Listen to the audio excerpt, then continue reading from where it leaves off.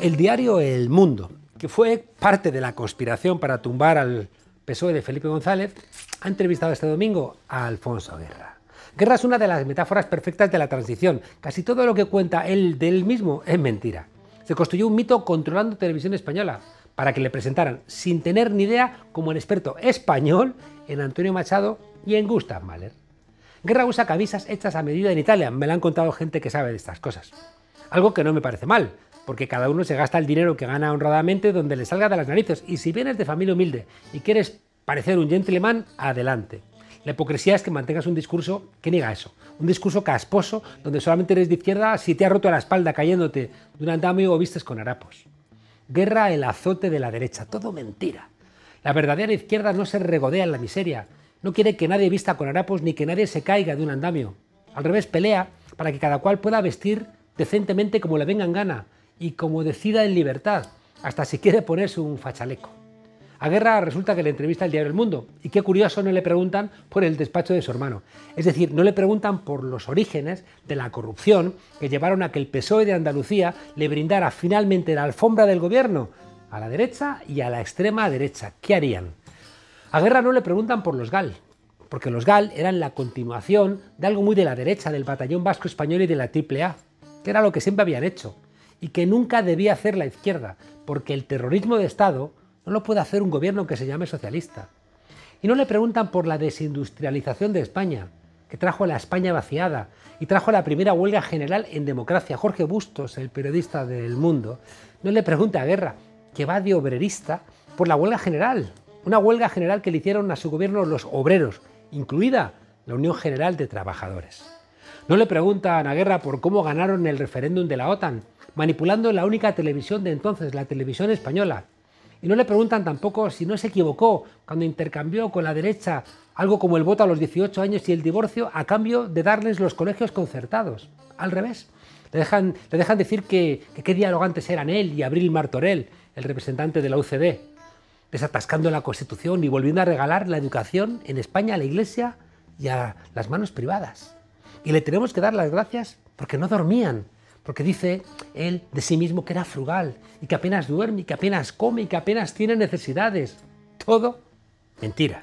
Una mentira idéntica que nos hemos tragado durante mucho tiempo como las del rey, aunque ahora el emérito está en Emiratos, huido, y a Guerra le entrevistan los diarios de la extrema derecha. ¿Para qué? Pues para que hable mal del gobierno de coalición entre el PSOE y Unidas Podemos. No le preguntan a Guerra por los 114.000 republicanos que aún están en fosas comunes, ni tampoco por qué durante 14 años ni él ni Felipe González hicieron nada para que tantos abuelos pudieran morirse sabiendo dónde estaban sus familiares. No les permitió eso ni Guerra ni González. Pero Guerra dice que es que él es la conciencia roja del PSOE. Claro, con Pepe Bono, con Miguel Carmona, con Leguina, con Corcuera y con Redondo Terreros. A los socialistas que llevan a las tertulias de la derecha y de la extrema derecha. Porque ¿quién necesita a Alfonso Guerra?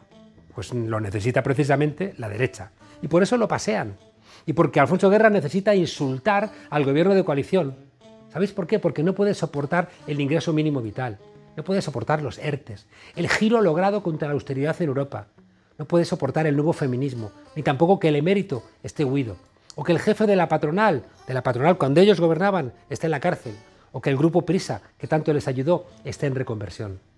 Fue Guerra el que dijo, para evitar que Julia Anguita gobernara en España con el PSOE, que a su izquierda, el abismo. Y resulta que el abismo está gobernando. Y que el abismo sabe que Guerra, como todos los advenedizos que se arrogaron la transición, es un chupóptero del esfuerzo de los demás. Y que solamente existe porque los diarios de la derecha le dan hueco para que siga contando sus mentiras. A ver si así engaña a alguien. Qué mal envejece la gente que nunca fue generosa. ¿Y tú, Guerra? Que siempre insultaste a Julia Anguita. ¡Ay! Basta compararos. ¡Ay! Bienvenidos a la frontera, desobedientes.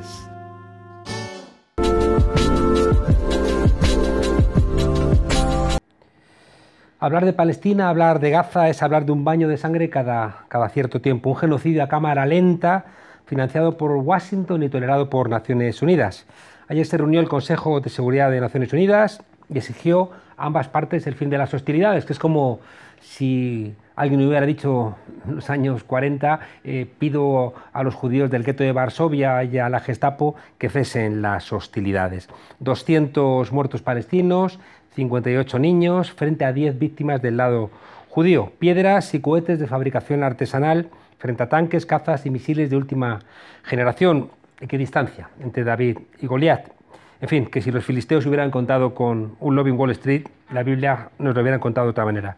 Las preguntas abiertas son por qué esta masacre, si tiene algo que ver con la inestabilidad política de Israel, si tiene algo que ver con una crisis económica que no se termina, por qué nadie es capaz de llevar a Israel ante los tribunales internacionales. Y para profundizar sobre este Holocausto 2.0, Holocausto, por cierto, viene del griego y significa quemarlo todo, tenemos a una invitada de lujo, una experta en el tema y que además tiene el coraje de no callarse. Nazanin Armanian, analista, política y escritora. Muchas gracias, Nazanin. Gracias.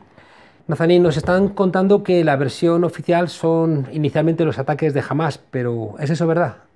Absolutamente es mentira. O sea, en el trasfondo de esta nueva ronda del ataque de Israel a Palestina, hay tres elecciones. Las elecciones de Israel, las elecciones de Irán, que se van a celebrar en el mes de junio, y las elecciones de Palestina, de la Asamblea General de Palestina, que iban a celebrarse el día 22. Por lo tanto, todo esto será afectado por el conflicto actual. ¿Y qué ocurre?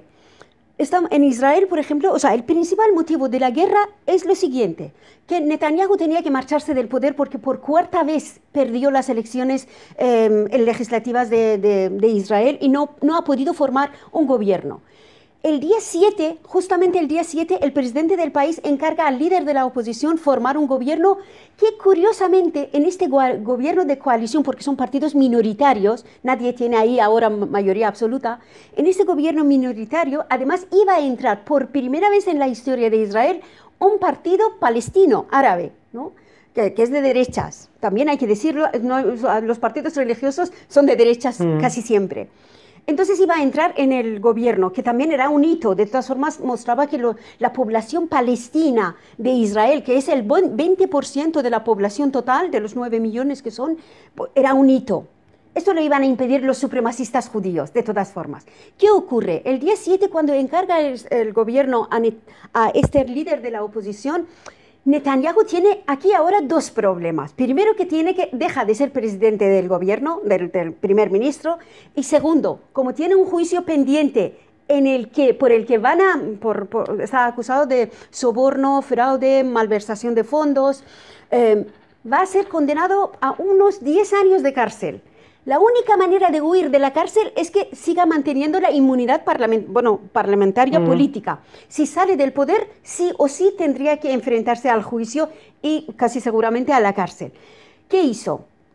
Hizo una gestión muy curiosa de provocar 3 crisis a la vez. ¿Cómo? Primero, también tener en cuenta que estamos en el mes de Ramadán para los musulmanes.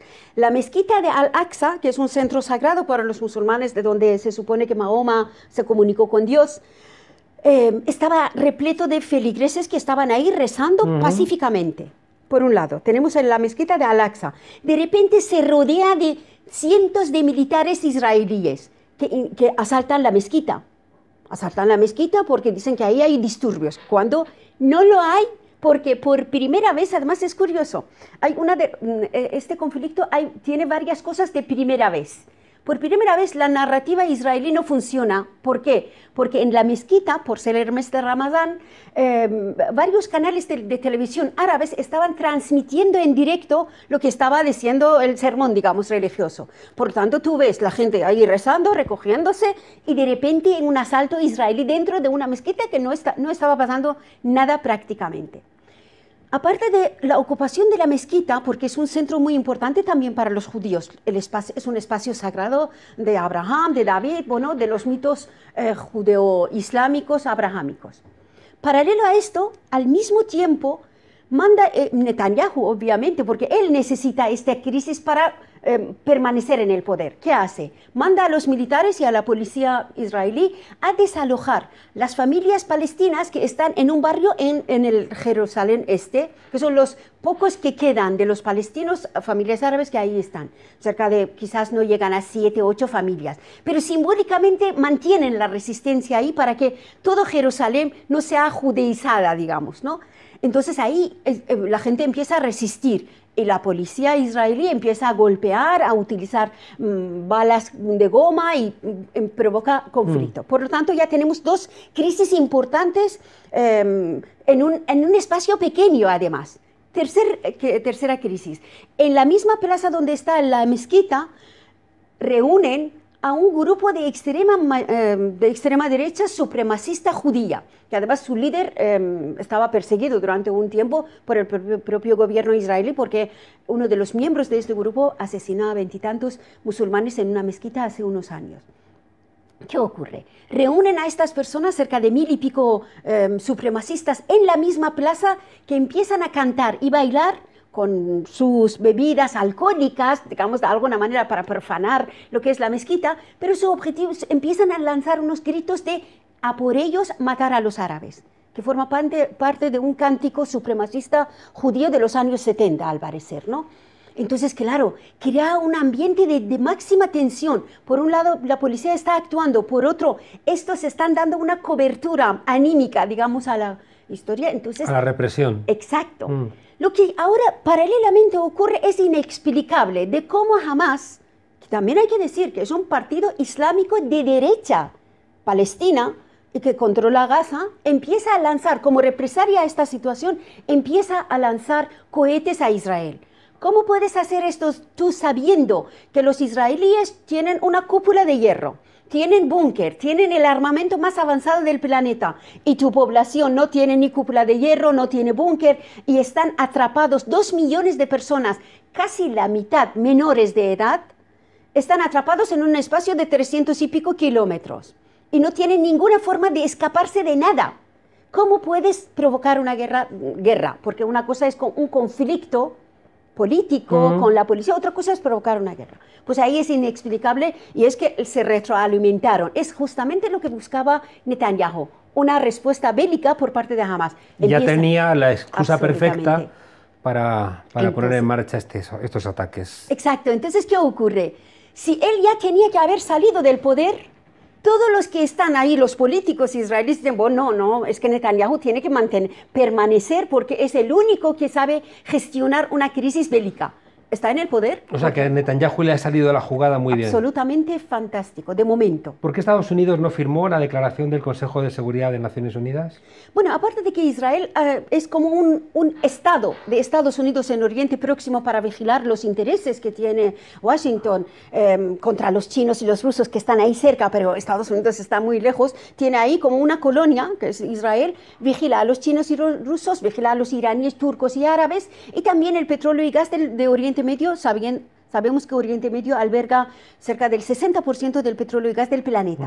Por lo tanto, no iba a haber, nunca va a haber, más allá de los presidentes de Estados Unidos y el color político que tengan, ningún presidente de Estados Unidos va a firmar una declaración que condene de alguna manera los crímenes de Israel. Eso no va a ocurrir. Pero también hay otros motivos. Es que para Biden, Oriente Medio no tiene importancia, no es superioridad.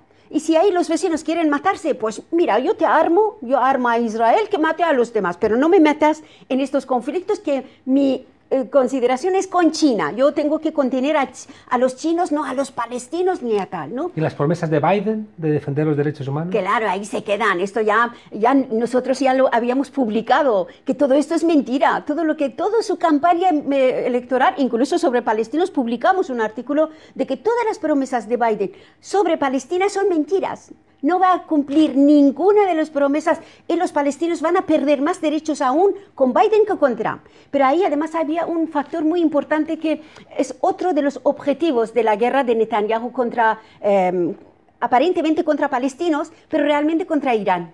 O sea, lo que quería Netanyahu era, porque sabéis que ahora en estos momentos hay unas negociaciones entre Estados Unidos e Irán en Viena, porque Biden ha prometido resucitar el acuerdo nuclear por el que Irán se compromete no tener armas nucleares ni misiles avanzados tampoco, o sea, acepta su desarme ante Israel a cambio de que se levanten las sanciones económicas que está asfixiando a la población iraní. Pues Biden ha dicho, si estáis de acuerdo, yo lo firmo. Pero a Israel eso no le importa, porque aunque Irán no tenga armas nucleares, Irán es un rival económico, político importantísimo. Irán es la primera reserva del gas del mundo, la tercera reserva del petróleo del planeta, mientras Israel no tiene gas, petróleo, no tiene territorios, y geográficamente es un puntito en el mapa comparando con Irán o con Turquía, por ejemplo. Por lo tanto, lo que Israel quiere es ocupar los territorios palestinos, ¿vale? Pero también un Irán desintegrado, un Irán aplastado como ha conseguido hacerlo con Irak, Libia y Siria, los tres países más importantes que defendían de alguna manera los derechos también de palestinos. O sea, los palestinos han quedado huérfanos en parte por estas guerras. Por lo tanto, Netanyahu ha querido sabotear estas negociaciones. ¿Cómo? Si lleva la guerra de Gaza al Líbano, que esto puede hacerlo, porque esta guerra es muy dinámica, ¿no? Y tampoco sabemos sus planes, si arrastra la guerra hasta el Líbano, obligará a Hezbollah a participar, a implicarse en la guerra.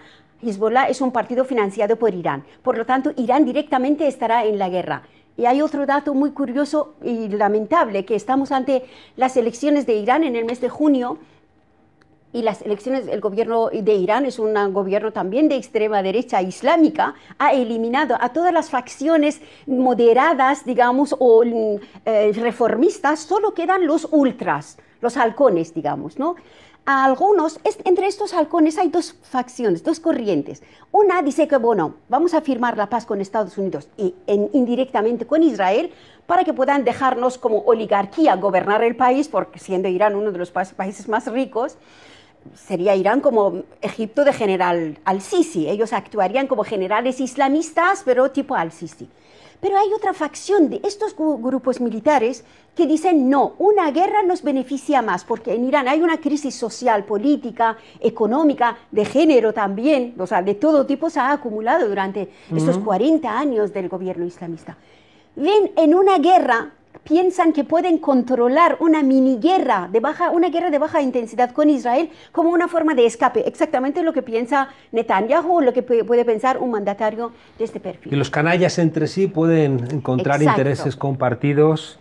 Es terrible, es terrible. Déjame, antes de preguntarte otra vez sobre esto, hay gente que plantea que, cuando menos en la política exterior, Biden puede ser peor que Trump. Sí, y es así.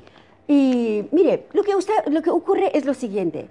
El Partido Republicano tradicionalmente ha sido un partido aislacionista, o sea, no ha intervenido militarmente en los países extranjeros, se ha dedicado más a organizar sus intereses dentro del país. Las grandes guerras de Estados Unidos la ha organizado o la ha continuado. Bueno, salvo América Latina, que eso es una constante. Aquello es ¿no? otra cosa, eso es su patio y es su propiedad, digamos, ¿no? Salvo en la época de Bush, las grandes guerras de Estados Unidos han sido lanzadas por los demócratas. ¿Y qué ocurre? Justamente la negativa de Donald Trump de entrar en una guerra con Irán ha sido su pena de muerte, su pena de destitución. ¿Por qué? Porque además hubo varias provocaciones en el Golfo Pérsico. No sé si te acuerdas cuando, por ejemplo, cayó un misil sobre la principal refinería del mundo, que es Aramco, de Arabia Saudí, parando la exportación del petróleo saudí durante 2 meses. Pues echaron la culpa, la prensa occidental echó la culpa a los iraníes, que a través de los yemeníes habían saboteado. Era mentira. Entonces, claro. ¿Quién había sido? Claro, John Bolton, por ejemplo, uno de los halcones, dijo, han sido los iraníes. El otro, Mike Pompeo, dijo, sabemos que han sido los iraníes. Y Donald Trump dijo, no estoy muy segura de que hayan sido los iraníes.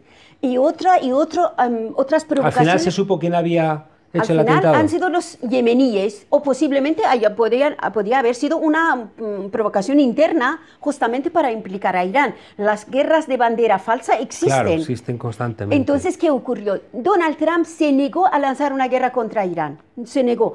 Aceptó que mataran a algunos de los comandantes iraníes como asesinato selectivo, pero no una guerra contra un Irán tan grande, Sí, poderoso. Y de escuchar en el libro de Bolton también él plantea que él propuso una guerra contra Venezuela y tampoco. Trump no quiso. Es Tampoco. terrible que un loco como Trump al final para la política exterior Exacto. sea más positivo que una persona más sensata a priori como es Biden. Sí, sí, o sea, porque hay unos intereses detrás de estos presidentes que tienen más poder que los presidentes de Estados Unidos. Joe Biden es el representante de las empresas armamentísticas de Estados Unidos.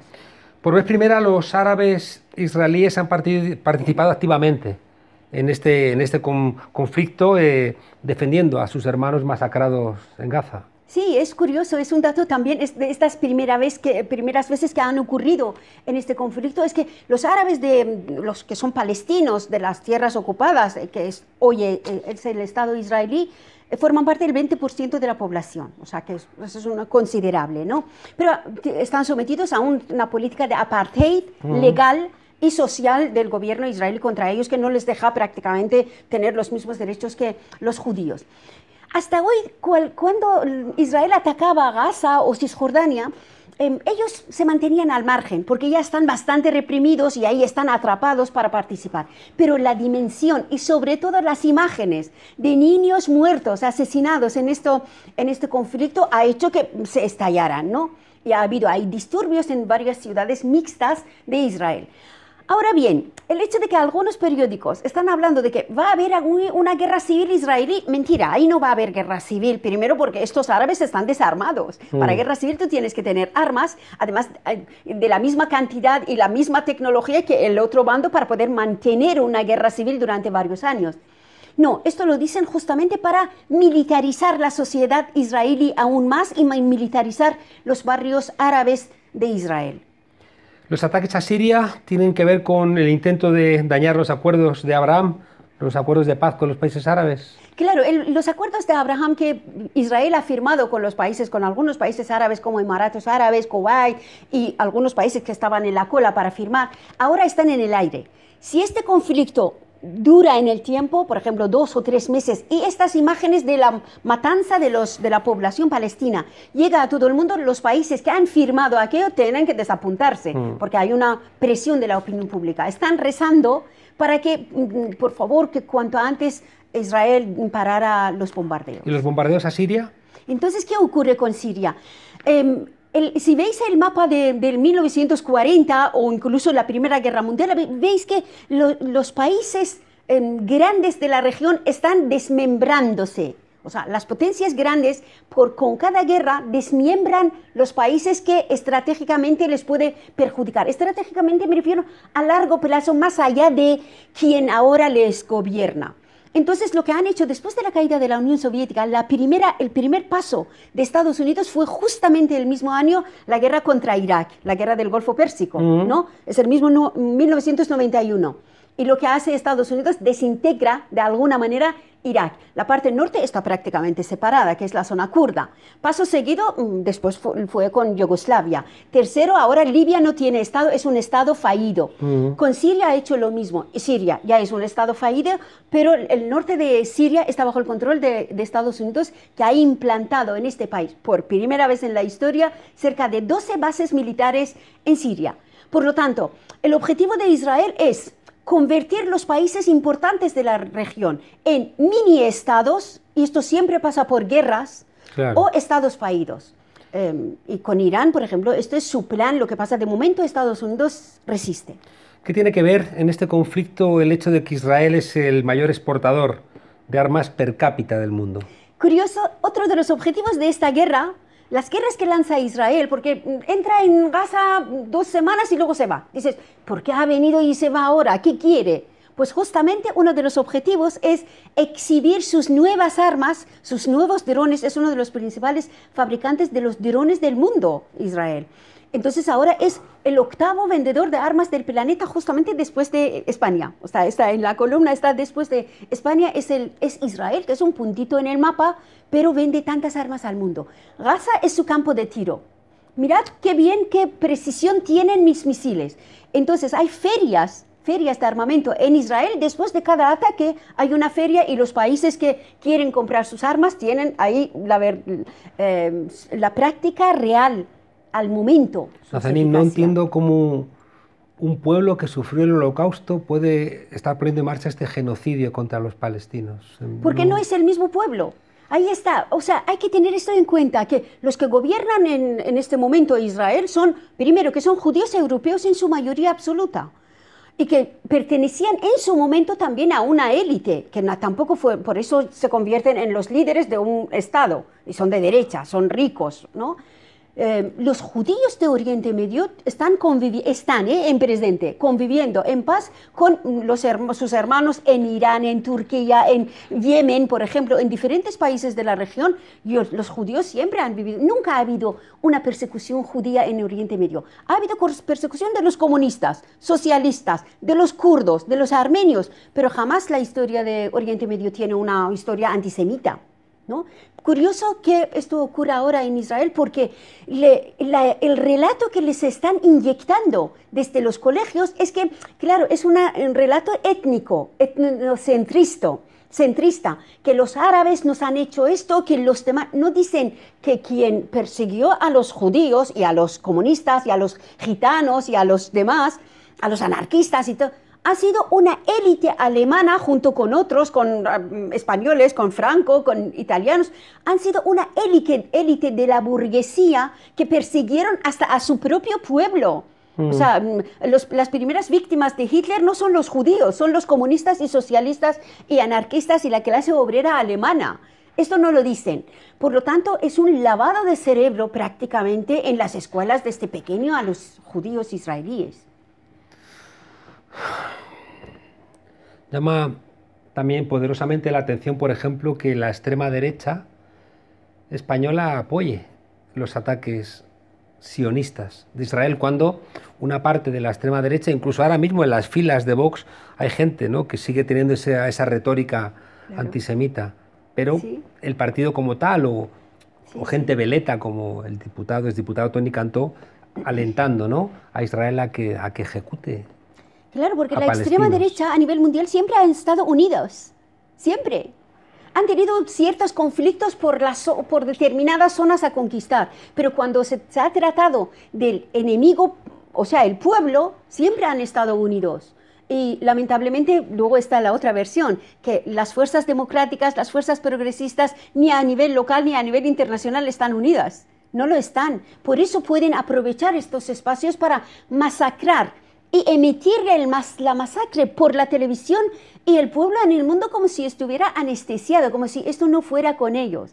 Mira, la extrema derecha empezó a ganar terreno justamente con estos yihadistas bajo la bandera del yihadismo, o sea, de la extrema derecha islámica. En Oriente Medio, la extrema derecha judía, islámica y cristiana empezaron a tomar el poder justamente en la década de los 80. Digo cristiana también, porque dices islamista, pues los yihadistas. En Irán y en Afganistán tomaron el poder los chiitas y los sunitas justo en 1979.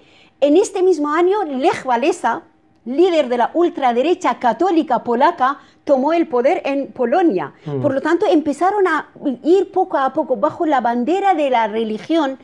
La extrema derecha cogió, digamos, nuevo ropaje y empezó a luego conquistar el resto de lo que es Europa Oriental y ahora ha llegado a Europa Occidental. Vox no cae del cielo, es un proceso empezado a nivel mundial hace 40 años y van avanzando lamentablemente con total impunidad y sin resistencia que les de momento pueda parar los pies. Nos hemos comido el tiempo telegráficamente. La posición del mundo árabe. Están en una situación muy delicada, porque además en la pandemia, la coronavirus que ha intensificado sus crisis políticas y económicas, hace que no tengan dinero ni para inyectar ahora a Hamas y a los palestinos, porque antes cuando cada 2 por 3 Israel atacaba, pues los cataríes iban ahí soltando millones de euros y dólares y su dinero para, dice, callaos, portaos bien, ¿para qué? Porque nuestros intereses están en peligro, ¿no? Ahora no tienen este dinero. No solo esto, sino la situación de propia Arabia Saudí es muy frágil, porque su futuro rey está acusado de un crimen brutal que ha sido de Khashoggi, ¿no? Del periodista, aparte de la situación de derechos humanos que tiene en su país. Por lo tanto, la situación ahí es muy crítica, el petróleo no se vende, porque la economía está en recesión, el precio del petróleo está muy bajo. Por lo tanto, esto va a afectar mucho a su posición. Están entre la espada y la pared, tienen miedo, mucho miedo a Israel, porque ya han visto esto esto se llama pedagogía del terror. Cuando tú ves que a Saddam Hussein, uno de los líderes más poderosos del mundo árabe, le cuelgan delante de los medios de comunicación, a Gaddafi, otro gran líder, le linchan literalmente en la calle, pues dicen cuando ves la barba del vecino a cortar, por la tuya a remojar. Por lo tanto, los reyes de Arabia Saudí, de Emiratos Árabes, están andando con mucho cuidado con Israel y Estados Unidos para no tener la misma suerte. ¿Y la posición de España ante este conflicto? Esperemos que España haga, al menos como mediador, un papel que pudo jugar o puede jugar a nivel internacional, se desmarque del resto de los países europeos que han sido pasivos, incluso han apoyado a Israel indirectamente, pues que España, por ejemplo, pueda hacer de mediador. ¿Puede hacer esto? Sí. ¿Hay que pedirle que lo haga? Sí. Estamos ante una posible tercera intifada y la pregunta siempre permanente sobre la viabilidad del Estado de Israel.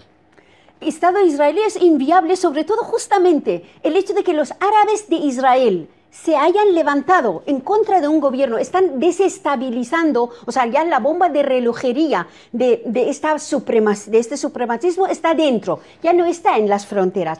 Esto por un lado, o sea, la presencia ya activa, ya el activismo de estos árabes por un lado, y segundo, un segundo factor ya puso fin a la viabilidad del Estado israelí, que fue justamente en 2008 cuando el gobierno de Netanyahu anunció que a partir de ahora somos una república judía de Israel. A ver, si tú eres una república de Israel, puede estar ahí un cristiano, un judío, un musulmán, un ateo, pero si eres República Judía de Israel es como una república islámica, el resto no tiene ningún derecho legal. Por lo tanto, Israel se convierte de un Estado hipotéticamente democrático, en teoría democrático, en realmente antidemocrático. Por lo tanto, sí o sí los árabes tienen que o salir de Israel o desmontar el Estado. ¿Y el discurso clásico de que Israel era la única democracia en un entorno autoritario? Bueno, a ver, primero que Israel es un Estado teocrático, no es democrático. Y la democracia es versus teocracia, o sea, o manda Dios o manda el pueblo.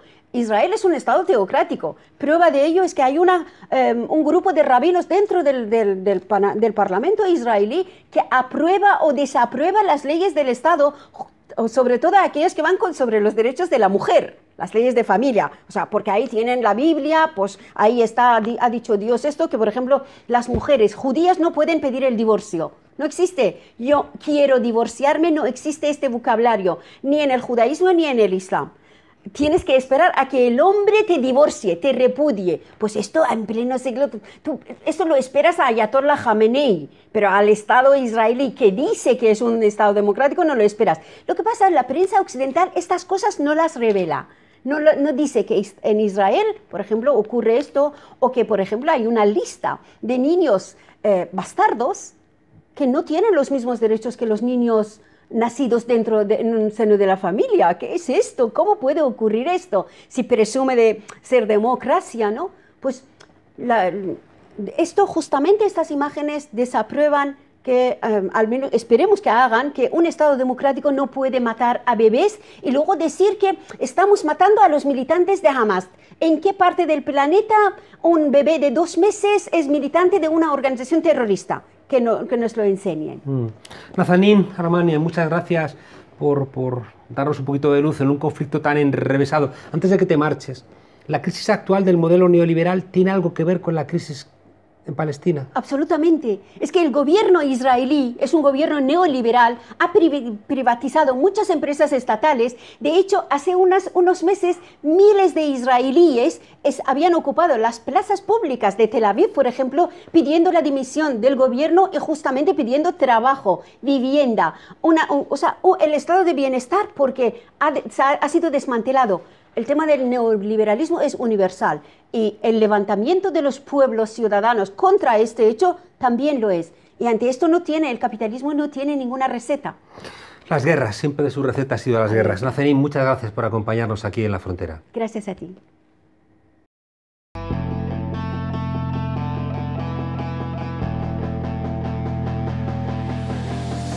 Amenazas de muerte, acoso, allanamientos de morada y finalmente expulsión del país donde vivía desde hacía 20 años.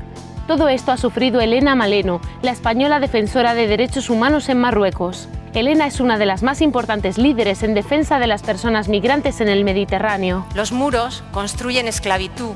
Los muros alimentan grandes crímenes internacionales como el tráfico de órganos y la trata de seres humanos. Durante años ha alertado a los equipos de rescate cada vez que hay una patera en medio del mar tratando de llegar a la costa. A través de la organización Caminando Fronteras, ha denunciado sin descanso los abusos contra seres humanos en las fronteras, como la brutalidad policial en las vallas de Ceuta y Melilla o a los guardias civiles que dispararon pelotas de goma a personas que nadaban hacia la costa en Tarajal en 2014. Precisamente su constante trabajo por los derechos de los migrantes y su fuerte denuncia hacia las políticas de la Unión Europea, que ella llama políticas de muerte, lleva sufriendo una fuerte persecución personal que acabó este 23 de enero con la expulsión de Marruecos, sin opción de recoger las cosas de su casa ni de reunirse previamente con sus hijos. Sin aviso, la metieron en un avión rumbo a Barcelona. Ha sido objetivo de seguimientos policiales, escuchas telefónicas y amenazas repetidas en redes sociales. Hasta 37 ataques en apenas un año, cuenta su equipo de defensa. En 2019 se archivó la causa por la que se la acusaba de tráfico de personas en Marruecos. A principios de este mes de mayo ya se contabilizaron más de 500 muertes de migrantes en las aguas del Mediterráneo en lo que llevamos de 2021 según ACNUR. La sangría continúa mientras los países de la Unión Europea siguen financiando con 420,6 millones solo en 2020 a Frontex, la Agencia Europea para el Control de Fronteras, una agencia que supuestamente realiza miles de devoluciones en caliente de migrantes, abusos en la frontera y criminalización de ONG. Actos recogidos en el llamado Libro Negro por, entre otros, el eurodiputado Miguel Urbán, que considera a Frontex una agencia fuera de la ley. Elena Maleno lleva denunciando años estas situaciones en las fronteras y acusa al Ministerio de Interior español de haber realizado informes en su contra, plagados de falsedades, con el objetivo de difamarla. Se considera víctima de las cloacas de Interior, que habrían elaborado estos dosieres bajo los mandos de los exministros Fernández Díaz y Zoido, y en la actualidad el ministro de Interior Grande Marlaska. Maleno ha pedido al presidente del gobierno, Pedro Sánchez, que se pronuncie sobre su deportación, sin obtener respuesta por el momento.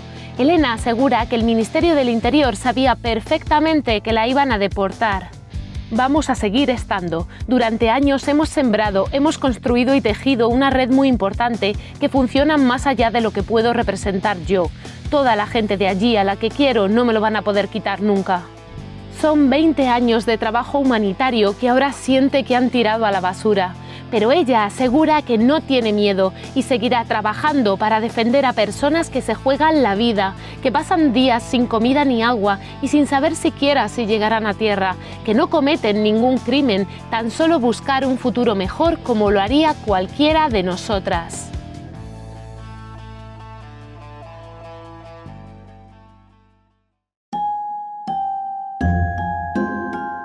Abrimos una sección nueva, se llama No somos gilipollas, pero nos tratan como gilipollas, a lo mejor porque los votamos. Capítulo 1. De los creadores de la mochila austríaca y abaratar los despidos y de los productores de fusiones y despidos llega Finiquitos Multimillonarios. Como podréis suponer, el nombre a destacar es el del Banco de España, esa cueva de ilustres prohombres especializados en dar consejos que ellos nunca se aplicarán a sí mismos. Son esos que decía el Roto: cada vez que digo que a los obreros hay que bajarles el sueldo, a mí me lo suben. Hoy nos hemos enterado por el Tribunal de Cuentas que este Sanedrín del neoliberalismo ibérico estuvo 8 años pagando a sus exdirectivos unos finiquitos que triplicaban los asignados para las altas jerarquías.